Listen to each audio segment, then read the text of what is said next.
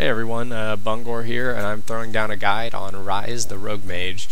Ryze is an AP caster which excels at dealing a lot of damage and tanking a lot of damage. Ryze's passive ability, Arcane Mastery, when Ryze uses a spell, all of his spells cooldowns are reduced by 1 second. Ryze's Q ability is Overload. Ryze throws a charge of energy dealing heavy amounts of damage.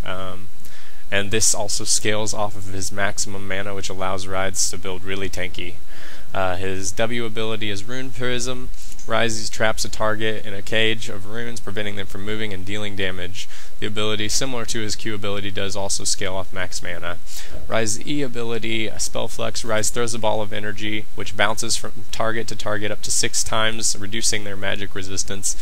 His ultimate ability, Desperate Power. Ryze channels arcane power, granting him spell vamp and causing all of his spells to deal AoE damage and increasing his maximum mana.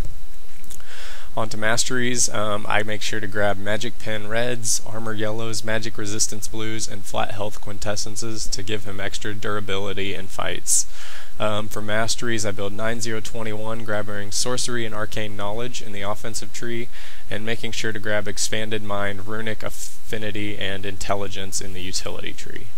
My standard item setup for Ryze is I start with a Tear of Goddess, boots, and then a Banshee's Veil. Those are the typical items, and then from there I go through a Frozen Heart and a Rod of Aegis.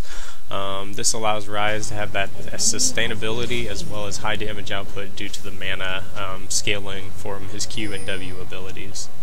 And now we're going to take a look at the first clip for Ryze. Basically what I do during the laning phase is I try to zone my opponent as much as possible. In this particular game, it was a ranked game, and I was top lane against an Aurelia.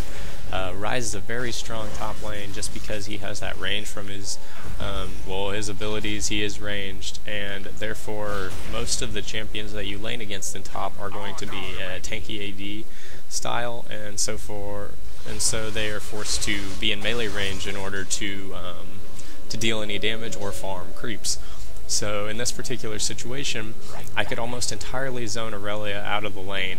Not only does she not get the XP from creeps, but she also doesn't get the gold. So, and if you saw the score that I had up there just a minute ago, I believe I was up by almost a creep score of 40, and this is pretty early in the game already, and I'm already out leveling and out farming Aurelia by a long shot.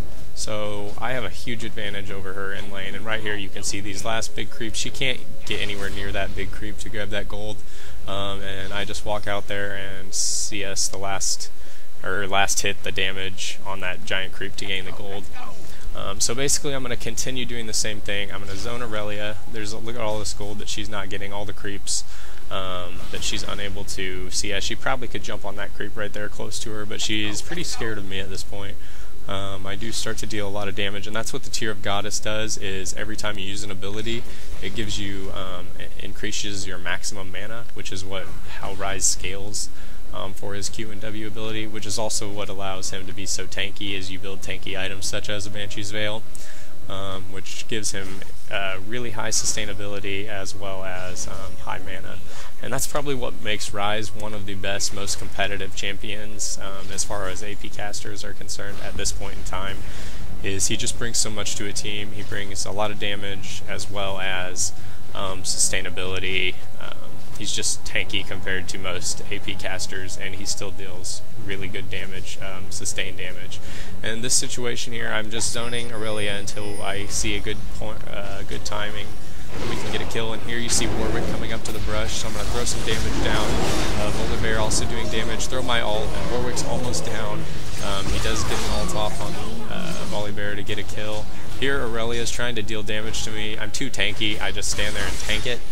Throw a couple abilities, so she does stun me. I'm going to keep chasing her down. Kassadin coming up from the river, teleports in, going to deal damage with the silence, his ult, and slow. Rush into the brush right here, deal as much damage as possible.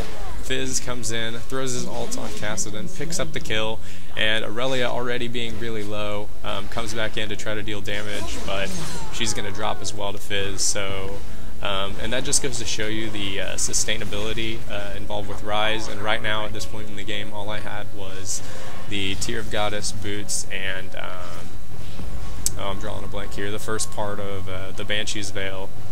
that gives you mana and health. So, and here in this situation, back in lane again, this is just another clip to show. Aurelia is at about half health. She's continuing being zoned. I'm trying to finish off the turret here, and I want to get some damage on her. Right here, she's going to last shot that creep, but overextends. I throw my Q, snare, and another Q with ignite, and I'm going to pick up the kill from almost half HP, and that's only 3 spells right there I used to kill her. So now I'm going to go ahead and push down this turret, finish off these creeps. She's not going to get any of the gold. And yeah, so really strong Ryze. Here, our team is going to steal their blue buff, so I'm going to come down here and basically guard them while they wait for the blue buff. This is a little farther into the game, so I'm a little bit fed. Here comes Kassadin. There's a Q followed by a snare. My bounce, I walk forward, grab a Q.